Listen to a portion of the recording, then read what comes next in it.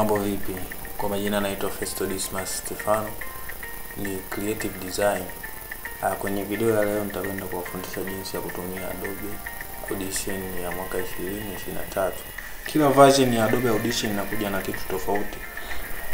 Na kila mwaka Adobe huwa anafanya mapinduzi na kuleta kitu ambacho ni advanced. Kwa hiyo kwenye hii video nitakwenda kufundisha jinsi ya kutumia Adobe Audition, ni introduction part. Sehemu ya introduction nitakufundisha vitu muhimu, key areas za Adobe Audition ya mwaka 2023. Kuwa na mimi mwanzo hadi mwisho wa video hii.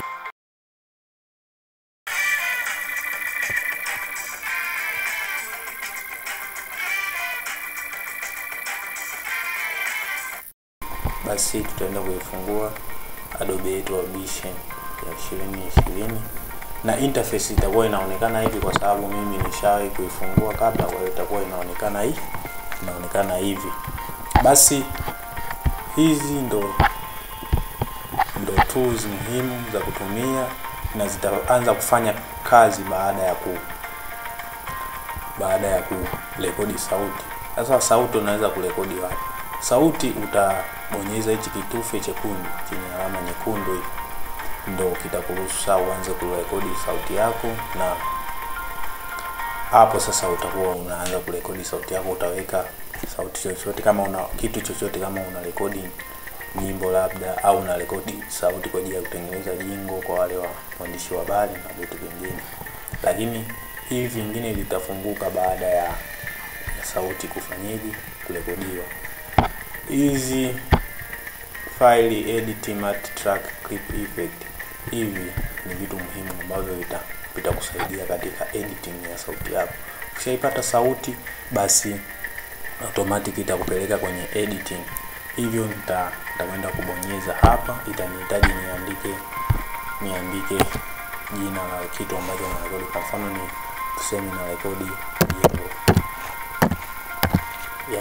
Jingo nikibofya okay, automatic itaanza kujirekodi. Kwa majina naitwa Festo Dismas Stefano, ni creative designer. Kwenye video ya leo nitakwenda kuwafundisha namna ya kurekodi sauti kutumia Adobe Audition 2023. Basi hii ndio itakuwa sauti yangu. Hii hapa nikiplay hapa itakuwa inasikika. Okay.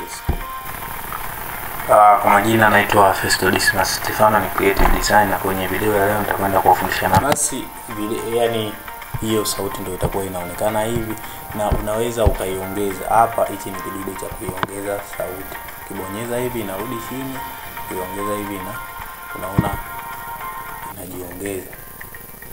Labda mimi niseme hapa nataka iwe ndivyo, unaweza ukaplay. Majina na unaona sauti imeongezeka. Hivyo hapa utakuwa umerekodi sauti yako. Unaweza sasa kuifanyia kitu chochote. Kwa leo, kwa sababu nafundisha introduction, nitakwenda kuconclude hivi. Basi hii ndio introduction fupi, namna ya kuweka sauti yako kwenye Adobe Audition na kurekodi na kuifanyia zile hatua za msingi za mwanzo.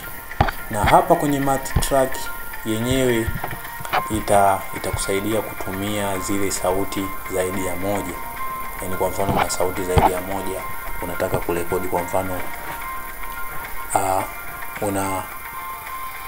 una nyimbo labda, au una beat unataka kuweka, unaweza ukaweka chini. Kwa mfano hapa naweza nikaingiza nyimbo yoyote chini hapa, naweza nikaifanyia Unyamwezi.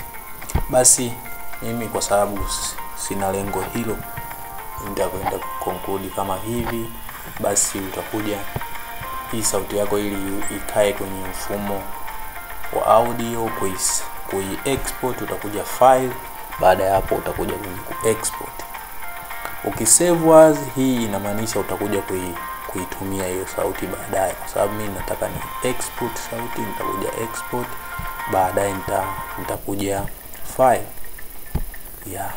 Kija file hapa, file kule tushaipa jina, tulisema ni jingo. Jingo. Alafu location itaenda kwenye desktop.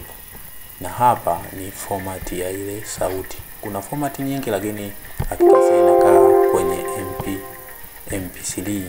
kwa sababu ndo ni mawimbi ya